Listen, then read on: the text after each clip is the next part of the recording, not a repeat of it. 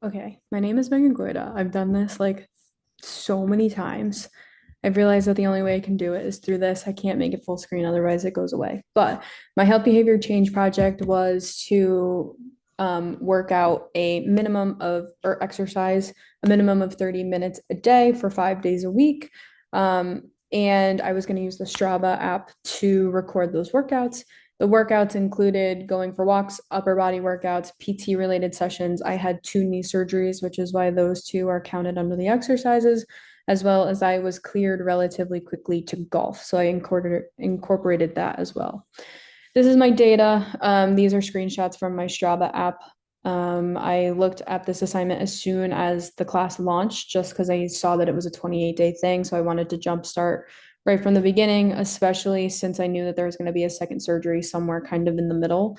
I wanted to use my days that I could work out as much as I could. So these are just screenshots. The first week I recorded 5 workouts. The second week I recorded 3.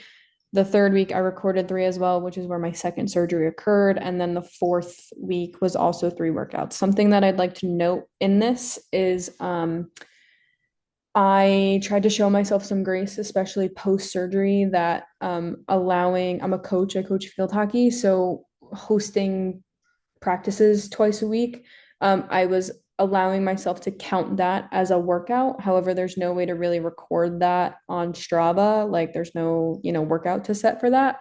So I tried to be mindful in including that, but there was no way to physically show that. So if you look at the results using the app, technically I didn't meet my goal of those 5 workouts a week, 3 of the 4 weeks, but in my own head, if I'm, allowing the leniency of counting those practices, I did because I was walking around and demonstrating and working with the kids. So on paper, technically, I didn't. In my head, I'm gonna give myself my grace and say that the majority of the time I did. However, some wins along the way was I did increase the weekly physical activity from when summer started. So I went from not working out at all to increasing several times a week, as well as I was listening to my body in those workouts and doing movements and activities that were sustainable for where I was with my knee. I also made it a goal within this project to be mindful and intentional with my activities and my workouts, meaning that I wanted to be present in the workout. I didn't want it to be a chore. I didn't want it to be a hassle. I wanted to actually enjoy moving my body and want to work out or move, which I found myself doing through the majority of this project. So for that, I'm really grateful because moving my body is a blessing. And um, that was just kind of satisfying to me. So I'm glad I'm taking that as a win as well. Some strategies that I incorporated was I incorporated this back into my morning routine. Usually I work out before school every morning. And obviously, since school ended, I stopped doing that. So putting this back into my morning routine was great for me. It reestablished that habit. I felt accomplished through the day. Again, using Strava too. Um, that was helpful, as well as I found a podcast that was 60 minutes. So that was kind of my measurement while exercising. I had to make it to at least half of a podcast. And if I went over that half podcast, there was no harm, no foul. In looking at maintaining this practice, I love Strava. It helps hold me accountable. It's really easy to use. I could bring it back into the gym once I start working out before school again. I also have a support group in there. All my friends are on Strava. They're training for triathlons and marathons and all that. Not me, but it's a place where we're all supportive and encouraging. Um, so I really like that.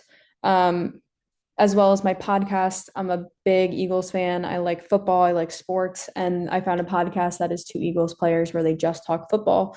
And obviously, heading into the fall, they're going to maintain that. So I'm using that as a motivation to maintain this practice because it's going to help me look forward to going for a walk every day so I can kind of decompress and disassociate and listen to some of my favorite things. So I really think that's going to help with maintenance. Demographics, this is hard to kind of like wrap up, but I'm going to try and go as fast as I can. So if you look at the disabled and elderly populations that I looked at in my lit review, I think this is a practice that they could easily adapt. Everything I did is allows for modification. It's all about ability and what you can do at your levels. There's limited like resources with some of the stuff I did. So I really think that it's malleable for those two populations.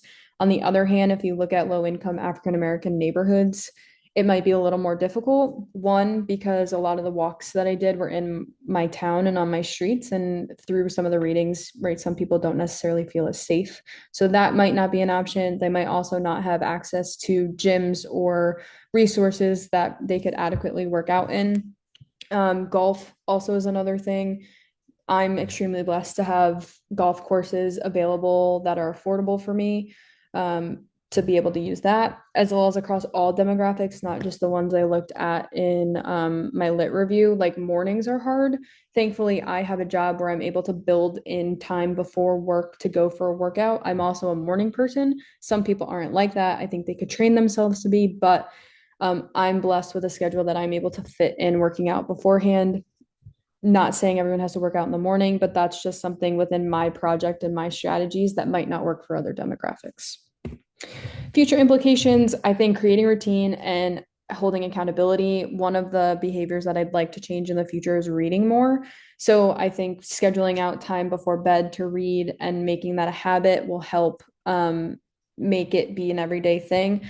Like with working out too, like I miss it if I don't do it. So I think if I continue to implement that every single day and create that routine, there are going to be days where I don't read at night and I'm going to be sad and miss it and be upset that I wasn't able to do that. I also think accountability.